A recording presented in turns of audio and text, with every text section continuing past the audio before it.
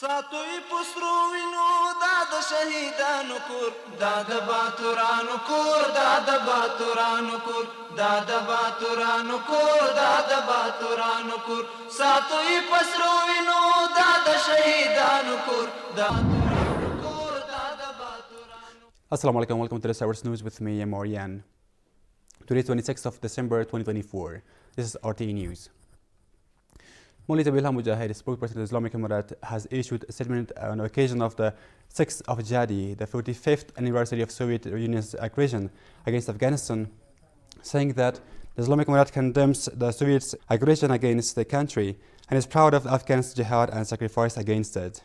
The statement also states that the Afghan jihad against the Soviet Union's Red Army will make future generations realize that they should always follow the path of their predecessors in defending their religion and homeland, and stand bravely against the aggression and oppression.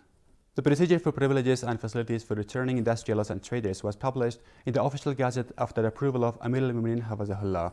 The Ministry of Justice says that the purpose of this procedure is to provide necessary facilities and privileges for returning industrialists, traders, and investors in the form of free distribution of land, exemptions from taxes and custom duties, and other issues.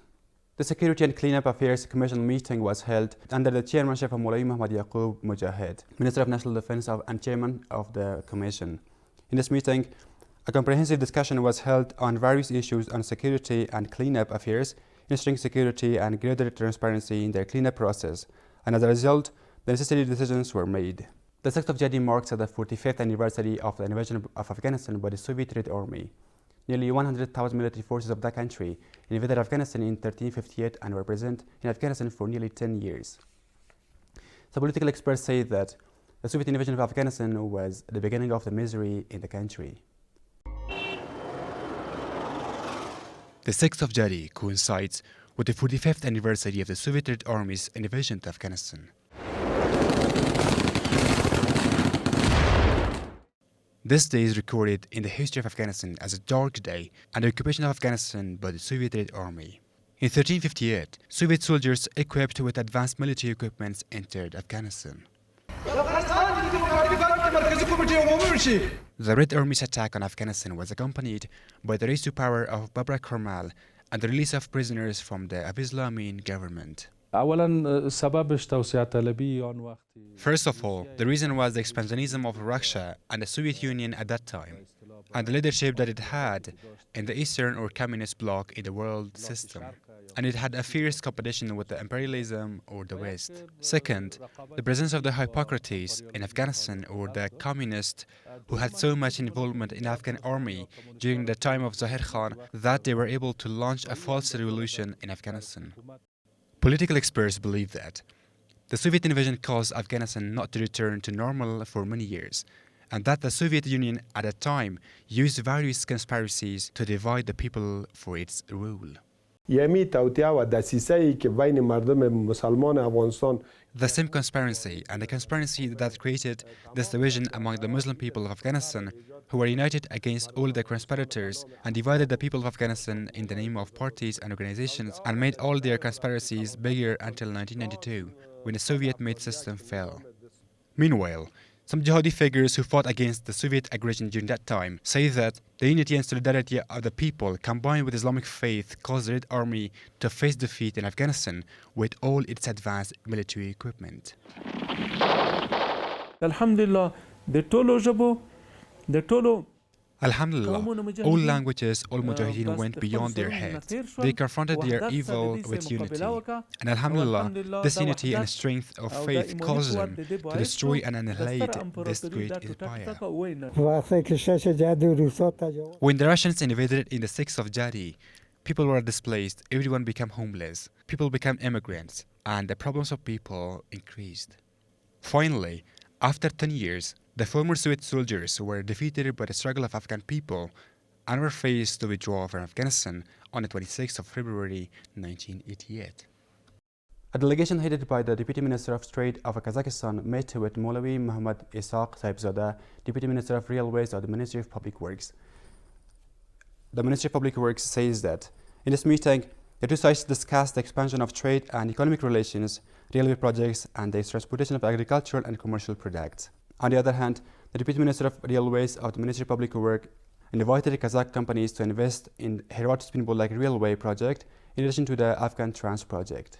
44 Afghan citizens who were held in Pakistani prisons due to not having the legal documents have been released and returned to the country.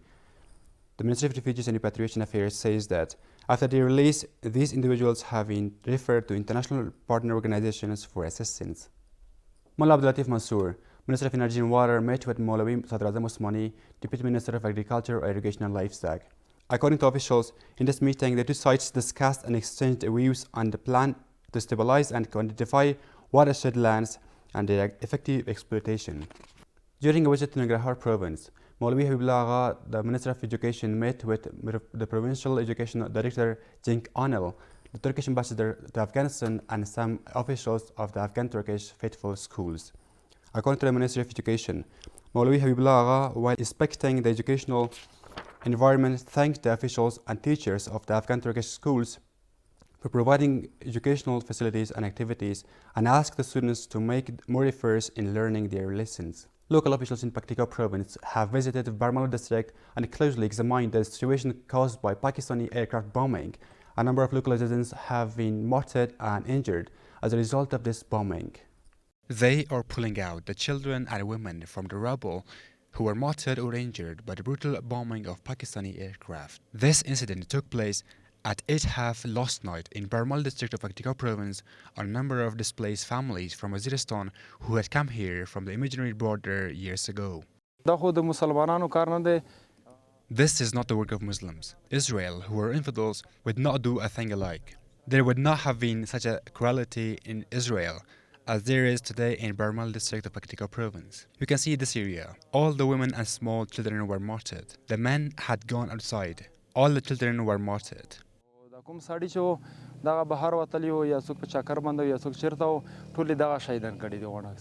According to local officials, the majority of the victims of this incident are women and children. The Pakistan Army has carried out a brutal bombing against the oppressed people of Afghanistan and oppressed defenseless women and children. The majority of these martyrs are women and children.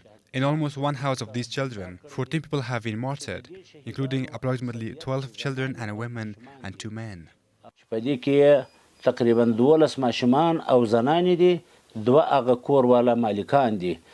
the other hand, officials at the Paktika hospital say that the medical teams reached the scene of the incident as soon as possible and transferred the injured to health centers. All the healthcare workers, along with the ambulances, rushed to the area on time. Those who were in critical conditions were transferred to Gardes with the regional hospital. Those who are not in critical conditions are being treated here. Previously, about 9 months ago, Pakistani aircraft had targeted a house in the Lamand area of Barmal district, killing 2 women and 3 children. Mullah Muhammad Yunus Akhundzada, Minister of Rural Rehabilitation and Development, inaugurated a water supply network in the center of Badghis province during a visit to this province. According to the Ministry of Rural Rehabilitation and Development, the water supply network, which was built at a cost of 334 million Afghanis, has provided safe drinking water to more than 5,000 local families. The National Disaster Preparedness and Response Authority, in collaboration with partner institutions, has begun a process of distributing cash assistance to more than 2,000 needy families in Kunduz, Kabul, and Serpol provinces. In this program, the recipients of this assistance, while appreciating the activities of the relevant officials, called on other agencies to expand their level of assistance to those in need. This was all tonight's news package. Thank you for watching. شهیدانو کور دا د باتورانو کور دا د باتورانو کور دا د باتورانو کور دا د باتورانو کور ساتوي پسرو وینو دا د شهیدانو کور دا